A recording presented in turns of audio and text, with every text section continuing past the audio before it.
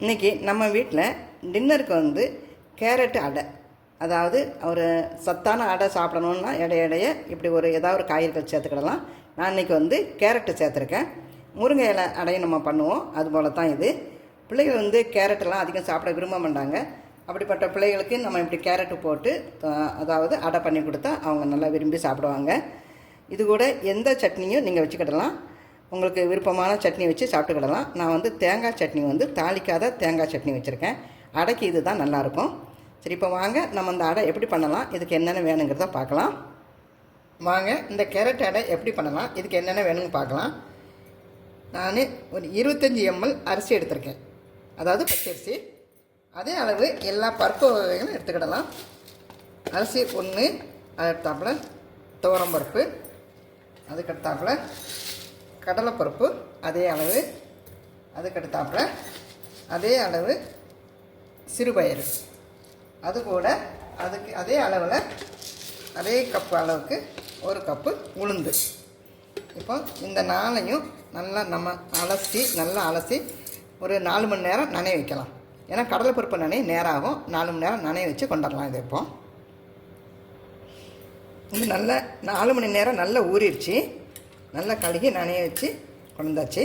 இப்போ இதை ஒரு மிக்ஸி ஜாரில் சேர்த்து அரைச்சிக்கிடலாம்.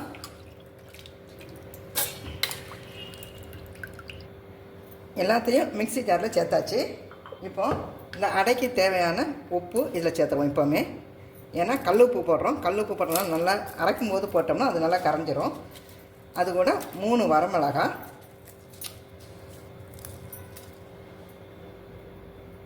ஒரு ஸ்பூன் அளவு சீரகம், காயம் தேவையான அளவு காயம் போட்டுக்கோங்க. ஏன்னா நம்ம இஞ்சி சேர்க்க போகிறதில்ல, அதனால் கொஞ்சம் கூடுதலாகவே காயம் போட்டுக்கோங்க. இதில் கொஞ்சமாக தண்ணி சேர்த்து சாதாரணமாக அடைக்கு எப்படி அரைப்போமோ அதுபோல் அரைச்சி எடுத்து கொண்டுடலாம். அரைச்சி கொண்டு வந்தாச்சு. இந்த பக்குவத்தில் அரைச்சிக்கோங்க. ரொம்ப நைஸாக அரைக்கணும்னு இல்லை, இந்த அளவுக்கு அரைச்சா போதும். இப்போ இதை ஒரு பாத்திரத்தில் சேர்த்துக்கலாம்.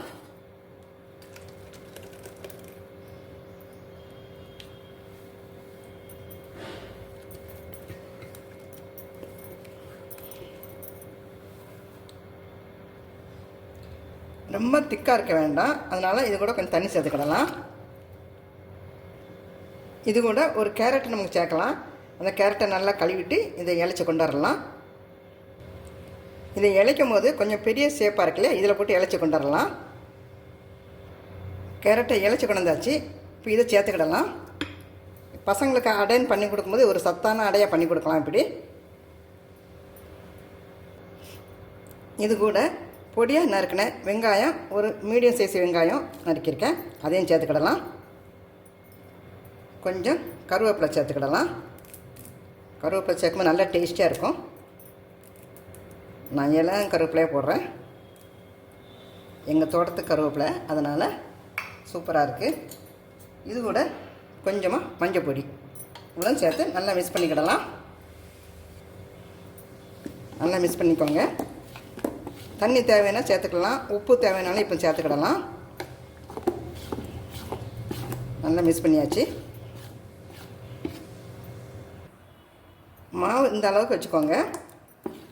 தண்ணி தேவைன்னா சேர்த்துக்கிடலாம். அதனால் முதல்ல நம்ம தண்ணி ரொம்ப சேர்க்கலை, அதுக்கப்புறம் தான் தண்ணி சேர்த்தோம்.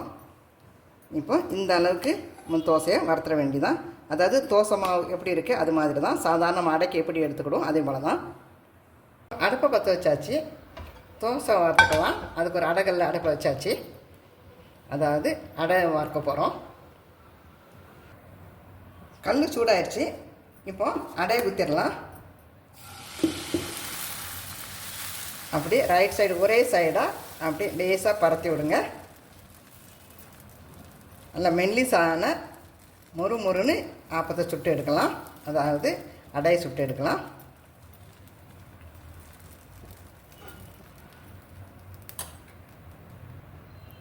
காலையில் ஆப்பம் சுட்டதுனால ஆப்பம்னே வருது. இது வந்து டின்னருக்கு அடை, அதாவது கேரட் அடை. கொஞ்சமாக எண்ணெய் ஊற்றிக்கோங்க. லேசாக நான் கடலை எண்ணெய் சேர்க்குறேன். நீங்கள் எந்த எண்ணெய் சமையலுக்கு யூஸ் பண்ணுறீங்களோ அந்த எண்ணெய் சேர்த்துக்கிடலாம். லேசாக இப்படி எண்ணெய் சேர்த்தா தான் அடை நல்லா டேஸ்ட்டாக இருக்கும். இப்போ அடையை மறுபக்கம் பிரட்டி போட்டுக்கிடலாம். மொறு மொறுன்னு அடை ரெடி ஆயிடுச்சு பாருங்கள். அவ்வளோ சூப்பர் டேஸ்ட்டாக இருக்கும். இது பிடிக்காத குழந்தைகளே இருக்க மாட்டாங்க. இப்படி சத்தான அடை போடும்போது இப்படி சத்தான அடையை போட்டு கொடுங்க. அடுத்த அடையை ஊற்றிக்கிடலாம். ரொம்ப மாவு திக்காக வச்சிங்கன்னா அடை ரொம்ப திக்கு அடையாக இருக்கும்.